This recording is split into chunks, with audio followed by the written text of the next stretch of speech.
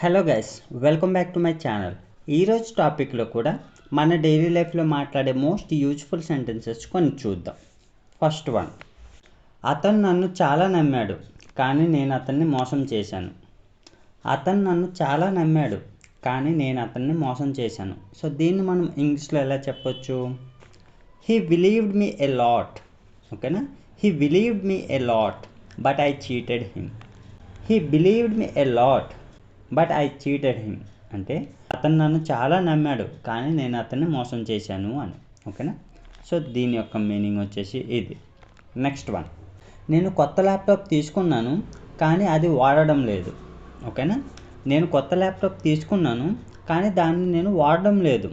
So దీన్ని మనం ఇంగ్లీష్లో ఎలా చెప్పొచ్చు అంటే I bought a new laptop. I bought a new laptop but I'm not using that. I bought a new laptop but I'm not using that అంటే నేను కొత్త ల్యాప్టాప్ తీసుకున్నాను కానీ అది వాడడం లేదు అని.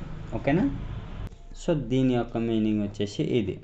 నెక్స్ట్ వన్, అతను నాకు చాలాసార్లు అడిగారు కానీ నేను ఇవ్వలేదు. అతను నన్ను చాలాసార్లు అడిగాడు కానీ నేను ఇవ్వలేదు. సో దీన్ని మనం ఇంగ్లీష్లో ఎలా చెప్పొచ్చు?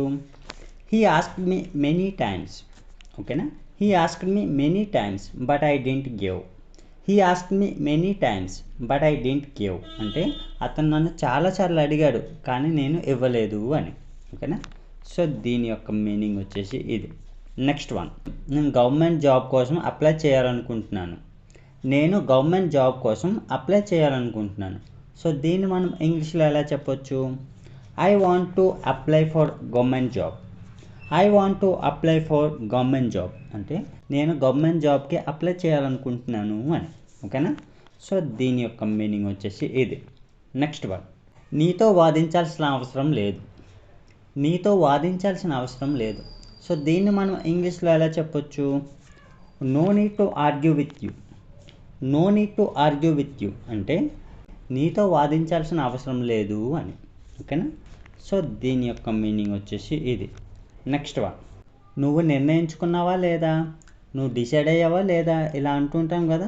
సో దీన్ని మనం ఇంగ్లీష్లో ఎలా చెప్పొచ్చు అంటే have you decided or not.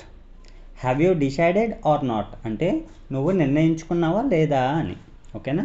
So దీని యొక్క మీనింగ్ వచ్చేసి ఇది. నెక్స్ట్ వన్, వెంటనే ఆన్సర్ ఇవ్వాల్సిన అవసరం లేదు. వెంటనే ఆన్సర్ ఇవ్వాల్సిన అవసరం లేదు ఇలా అంటుంటాం కదా. సో దీన్ని మనం ఇంగ్లీష్లో ఎలా చెప్పొచ్చు అంటే no need to give answer immediately. No need to give answer immediately అంటే వెంటనే ఆన్సర్ ఇవ్వాల్సిన అవసరం లేదు అని అంటుంటాం కదా. సో దాన్ని మనం ఇంగ్లీష్లో ఈ రకంగా చెప్పొచ్చు. నెక్స్ట్ వన్, నువ్వు మంచి పొజిషన్లో ఉంటావని నేను ఆశిస్తున్నాను. నువ్వు మంచి పొజిషన్లో ఉంటావని నేను ఆశిస్తున్నాను. సో దీన్ని మనం ఇంగ్లీష్లో ఎలా చెప్పొచ్చు అంటే I hope you will be in good position. I hope you will be in good position అంటే నువ్వు చాలా మంచి పొజిషన్లో ఉంటావని నేను ఆశిస్తున్నాను అని. ఓకేనా? సో దీని యొక్క మీనింగ్ వచ్చేసి ఇది.